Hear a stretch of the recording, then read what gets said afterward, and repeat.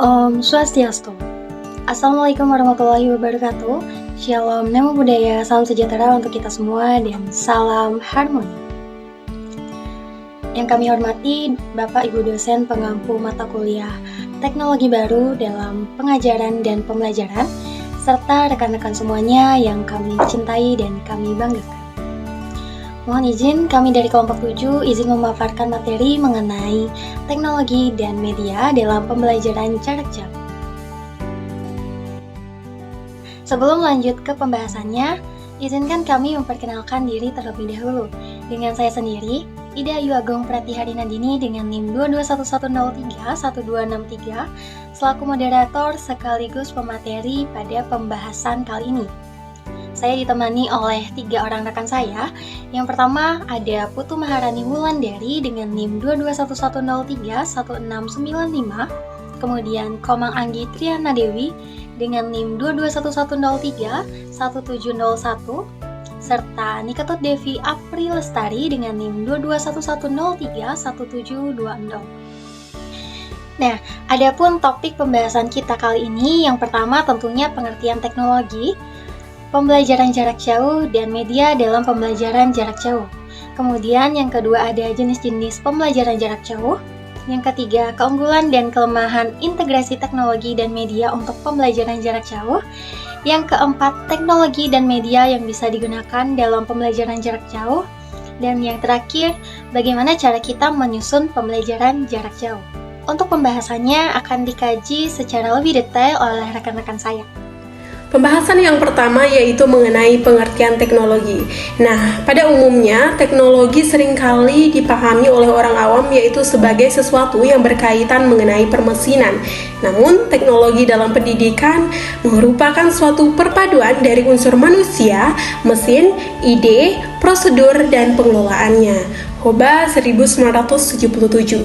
Nah, pada hakikatnya teknologi juga merupakan suatu penerapan dari ilmu atau pengetahuan lain yang terorganisir ke dalam tugas-tugas praktis.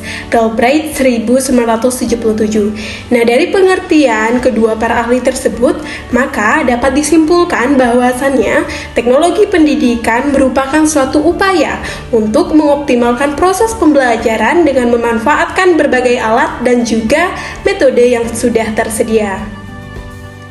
Kemudian selanjutnya yaitu pengertian pembelajaran jarak jauh. Berdasarkan Peraturan Menteri Pendidikan dan Kebudayaan Nomor 109 Tahun 2013, bahwasannya pembelajaran jarak jauh didefinisikan sebagai suatu proses belajar mengajar yang dilakukan secara tidak langsung melalui berbagai media komunikasi. Nah, di mana pembelajaran daring ini memungkinkan peserta didik dan pendidik berinteraksi dan belajar tanpa harus bertemu secara fisik di suatu tempat tertentu. Kemudian selanjutnya yaitu mengenai pengertian dari media pembelajaran jarak jauh. Nah, media pembelajaran jarak jauh merupakan segala sesuatu yang digunakan dalam menyampaikan materi pembelajaran secara terencana kepada peserta didik melalui berbagai media komunikasi. Nah, contoh dari penggunaan media pembelajaran jarak jauh ini, contohnya seperti augmented reality, kemudian quizzes, ada juga MLS, Learning Management System. Nah, pembahasan selanjutnya yaitu mengenai jenis-jenis pembelajaran jarak jauh atau distance learning. Jadi, pembelajaran jarak jauh ini memiliki beberapa jenis, yaitu yang pertama adalah pembelajaran sinkron, di mana pembelajaran sinkron ini adalah suatu metode pembelajaran yang dilakukan secara real time. Jadi jenis pembelajaran ini dilakukan secara nyata seperti itu, di mana peserta didik dan guru dapat berinteraksi secara langsung pada waktu yang sama.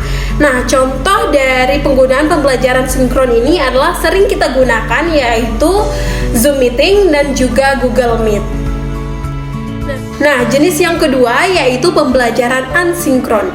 Nah, berbeda dengan pembelajaran sinkron yang harus bertemu secara real time, pembelajaran asinkron ini hanya memungkinkan siswa untuk dapat mengakses materi, menyelesaikan penilaian, dan berkomunikasi sesuai dengan arahan pendidik atau guru sesuai jadwal mereka sendiri. Nah, jadi contoh dari penggunaan pembelajaran asinkron ini adalah seperti MLS, yaitu Google Classroom, Schoology, dan juga Moodle. Nah, selanjutnya adalah jenis pembelajaran jarak jauh yang ketiga adalah pembelajaran campuran atau pembelajaran blended learning, di mana pembelajaran ini adalah pembelajaran dengan integrasi antara kegiatan tatap muka dan daring melalui komputer dan juga internet. Jadi pembelajaran ini mengkombinasikan antara kegiatan tatap muka dan juga daring, di mana guru dapat melangsungkan pembelajaran sinkron dan juga pembelajaran asinkron dalam satu materi pembelajaran. Nah, contoh dari penggunaan pembelajaran campuran atau blended learning ini adalah bisa menggunakan Google Classroom dan juga bisa menggunakan Google Meet. Adapun pembahasan berikutnya yakni tentang keunggulan dan kelemahan integrasi teknologi dan media untuk pembelajaran jarak jauh atau distance learning. Nah, integrasi teknologi dan media dalam pembelajaran jarak jauh memiliki beberapa keunggulan dan kelemahan. Berikut di antaranya. Yang pertama, keunggulan integrasi teknologi dan media dalam pembelajaran jarak jauh. Meliputi yang pertama ada aksesibilitas yang lebih luas. Nah, pembelajaran jarak jauh memungkinkan siswa dari berbagai lokasi untuk mengakses materi pembelajaran tanpa harus datang ke lokasi fisik. Kemudian, yang kedua ada fleksibilitas waktu dan tempat, di mana artinya segala aktivitas belajar dan pembelajaran bisa dilaksanakan kapanpun, dimanapun, dan bagaimanapun dengan perantara memanfaatkan media elektronik. Nah, sehingga siswa tersebut dapat belajar sesuai dengan kenyamanan dan ritme mereka sendiri. Yang ketiga, ada akses ke beragam sumber belajar. Teknologi memungkinkan akses ke berbagai sumber belajar seperti video, e-book, simulasi, dan materi interaktif yang membuat pembelajaran lebih bervariasi dan menarik, sehingga menarik perhatian peserta didik. Kemudian yang keempat ada pengembangan keterampilan digital. Nah, melalui penggunaan teknologi, siswa mendapatkan pengalaman langsung dalam menggunakan alat-alat digital, keterampilan yang sangat penting di era digital saat ini. Kemudian yang kelima, ada peningkatan kolaborasi dan komunikasi. Nah, dengan alat seperti forum, ruang dialog, atau platform kolaborasi, siswa tersebut dapat berkomunikasi dan berkolaborasi dengan teman dan guru secara virtual, kemudian dapat meningkatkan keterlibatan mereka dalam proses belajar. Untuk selanjutnya ada kelemahan integrasi teknologi dan media untuk pembelajaran jarak jauh, meliputi yang pertama ada ketergantungan pada koneksi internet yang stabil. Nah, pembelajaran jarak jauh membutuhkan koneksi internet yang baik, di mana siswa yang berada di daerah dengan koneksi buruk atau memiliki keterbatasan akses mungkin akan menghadapi kendala. Kemudian, yang kedua ada kurangnya interaksi sosial tatap muka. Nah, pembelajaran jarak jauh mengurangi interaksi langsung antara siswa dan guru, serta antar siswa, yang mana ini dapat mempengaruhi perkembangan keterampilan sosial. Nah, dengan kurangnya interaksi ini dapat memperlambat terbentuknya values dalam proses pembelajaran. Yang ketiga ada potensi gangguan. Nah, pembelajaran dari rumah atau lingkungan yang tidak terstruktur dapat membuat siswa itu lebih rentan terhadap gangguan, baik dari media sosial maupun lingkungan sekitar mereka, sehingga membuat siswa tersebut tidak bisa berkonsentrasi dalam mengikuti pembelajaran. Kemudian yang keempat ada kendala dalam pengawasan dan penilaian.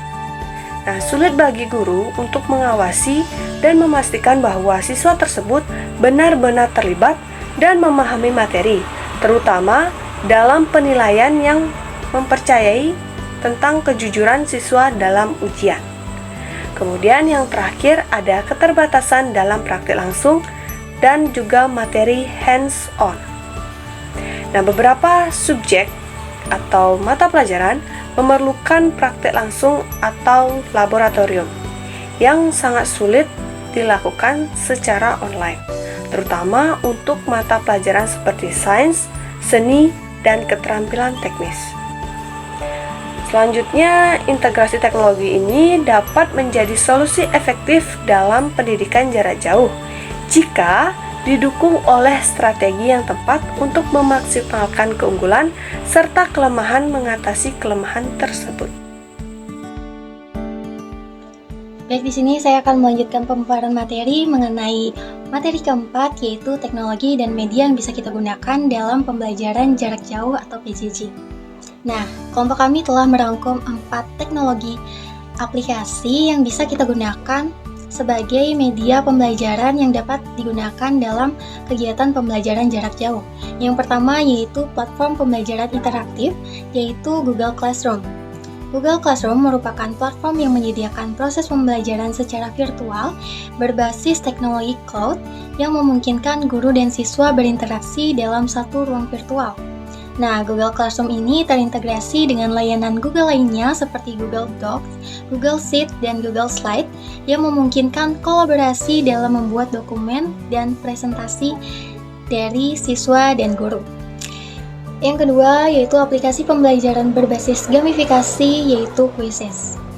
Quizzes adalah aplikasi pembelajaran gamifikasi yang memungkinkan guru membuat kuis interaktif berupa game yang dapat diakses oleh pengguna atau siswa secara daring. Quizzes menawarkan fitur kompetisi melalui skor dan leaderboard yang mendorong siswa untuk berpartisipasi aktif dalam pembelajaran. Quizzes menyediakan media utama berupa soal-soal pilihan ganda, soal-soal benar-salah, serta berbagai tipe pertanyaan lainnya. Setiap soal nantinya dihadirkan dalam tampilan yang menarik dan dilengkapi dengan berbagai elemen visual dan audio. Ini akan menambah daya tarik bagi pengguna atau siswa dalam pembelajaran jarak jauh ini. Kemudian yang ketiga ada aplikasi video dan augmented reality, yaitu Nearpod. Nah, aplikasi ini memadukan teknologi augmented reality dan streaming video guna memperkaya pengalaman belajar. Nah, melalui teknologi ini, siswa dapat berinteraksi langsung dengan objek 3D dan mengikuti tur virtual yang berkaitan dengan topik pembelajaran. Media pembelajaran yang didukung mencakup video, simulasi, gambar 3D, serta tur virtual. Nah, Nearpod ini juga menyediakan opsi interaktif, seperti kuis dan polling yang bisa dilakukan di tengah presentasi untuk menjaga keterlibatan aktif bagi para siswa. Kemudian yang keempat yaitu aplikasi papan tulis digital atau Microsoft Whiteboard. Nah, ini adalah aplikasi papan tulis digital yang memungkinkan kolaborasi real-time antara guru dan siswa. Dengan teknologi berbasis cloud, siswa dapat mengakses papan tulis ini dari berbagai perangkat seperti laptop, tab, ataupun ponsel. Microsoft Whiteboard dilengkapi dengan berbagai alat menggambar, teks, dan juga beberapa bentuk untuk memudahkan pengguna menyampaikan ide secara virtual.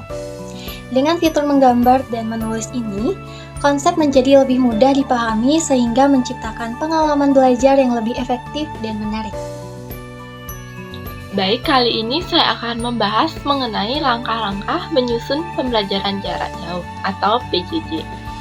Adapun langkah yang pertama, perencanaan yang matang. Tahapannya menetapkan tujuan pembelajaran, identifikasi tujuan pembelajaran yang ingin dicapai untuk memastikan materi yang disampaikan memiliki fokus yang relevansi. Tahapan yang kedua, menyusun RPP yang efektif. Sesuaikan RPP dengan durasi belajar daring yang lebih singkat dibandingkan tatap muka. Yang selanjutnya, pemilihan media dan platform pembelajaran. Gunakan platform yang mudah diakses oleh siswa dan mendukung interaksi pembelajaran seperti Zoom dan Google Classroom. Adapun langkah yang kedua, persiapan materi dan perangkat. Tahapan yang pertama, penyusunan materi ajar.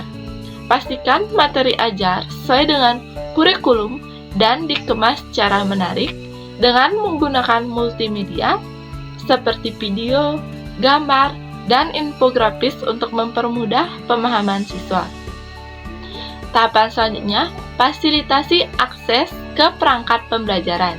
Jika tidak, pertimbangkan opsi lain seperti pembagian materi cetak atau rekaman video yang bisa diakses secara offline.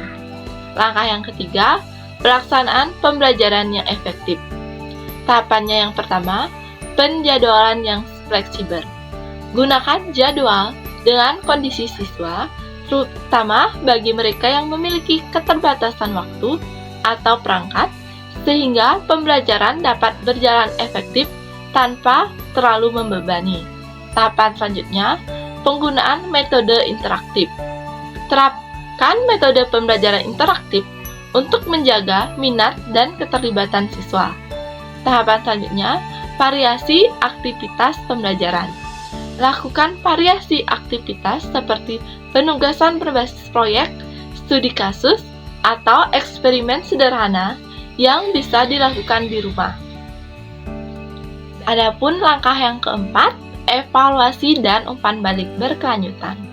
Tahapan yang pertama, evaluasi berkala.